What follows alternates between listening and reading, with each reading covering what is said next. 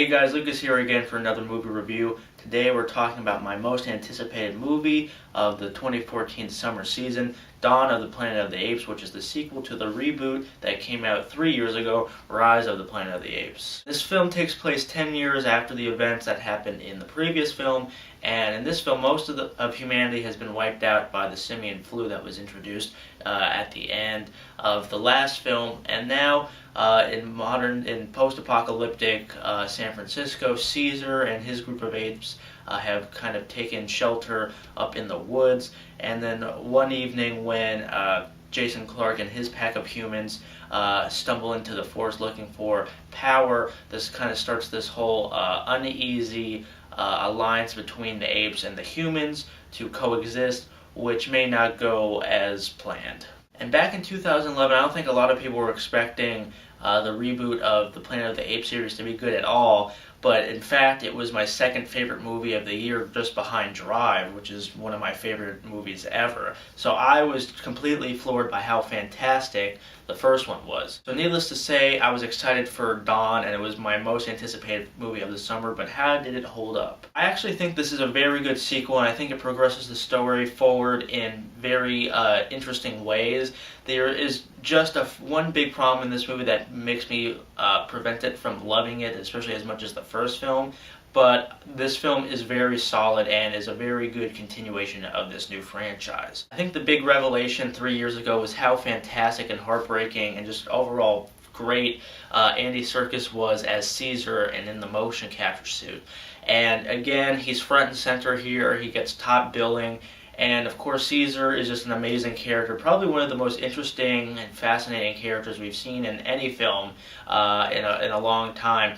And Andy Serkis, again, just conveys all the difficult decisions that Caesar has to make by his facial expressions. He expresses doubt, he expresses fear, he expresses courage, all through his facial expressions, and it's just fantastic. Another big main character here for the Apes is Koba, played by Toby Kebbell, and he was also fantastic. He had a smaller role in the beginning, and what I liked about this movie is that it took the story in different directions as I wasn't expecting. And in the beginning of the film, you think that's going to go certain ways, and what happens in this movie is that there's kind of a power struggle between Koba and Caesar, and the way that they took that in the film I thought was very interesting. What's so fascinating and amazing and even somewhat distracting about this movie is how fantastic these special effects are. I haven't seen this fantastic of special effects, I think, maybe ever in my life. I mean, we've had great effects this summer, Godzilla, X-Men Days of Future Past. We've had great CGI work, but this motion capture is phenomenal. I mean, every ape looks so detailed, so photorealistic, that it's almost somewhat distracting when the film first starts because you can't believe how just lifelike they look. The film is very big in scale, it's very grandiose, as a sequel should be, and the action in this movie is fantastic. There, you get your apes on horses wielding shotguns and somehow making that credible. You get this whole fantastic third act battle between a lot of the apes, and all the action was super well shot. There was a lot of beautiful shots in this movie, a lot of long takes, and even though the scale is huge, the film doesn't feel like an over-produced, big-budget blockbuster film. It also feels subdued at the same time. As much as I'm praising this movie, there is one major problem that prevents me from loving this movie, and that is really the human characters. They're really one-note and really underdeveloped, and that's unfortunate because they have really great actors coming in to play these roles, such as Jason Clarke and Keri Russell and Gary Oldman. But even Gary Oldman's character, who I thought was going to be kind of just a cliche villain from the trailer, they kind of subvert him a little bit too, but he disappears for most of the movie that you forget he's even there. And Jason Clarke, he's kind of the boring, upstanding, noble guy.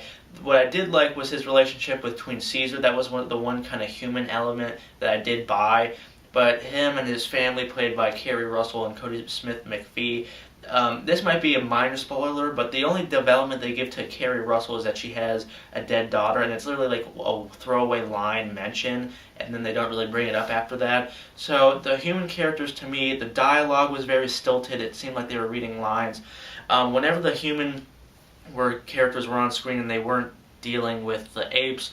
I thought the film just slowed to a halt, and they had really uninteresting dialogue and conversations. This movie definitely sets up for a third film, and I know it's going to be a big gamble on the studio, but I think if they did this film, the third film, with almost all apes, and they just focused on the apes story, I think that would be amazing. I think the fans of the series will pay to see a film with the apes only, because I think that's what we're here to see. We're not really here to see the big name human actors. We're here to see Caesar and his apes. So I think if they drop the human characters in the third film, I think it would be fantastic, or if they just make the human characters interesting. But that being said, this is a very, very good blockbuster. It makes you think. It does have some social and political commentary in it. And it's just a very good film with also beautiful action scenes. So I am disappointed in some aspects because how much I did love the first. But I'm definitely going to see this movie again, and maybe I'll enjoy it more now that I know what to expect. So I'm going to give Dawn of the Planet of the Apes 4 stars out of 5. So that's my review of Dawn of the Planet of the Apes. Let me know what you guys thought of the film. Did you like it more or less than the last film? And what is your favorite film in the entire Planet of the Apes series, going back to the Charlton Heston days? So if you like this review, you can subscribe for more, and I'll see you guys later.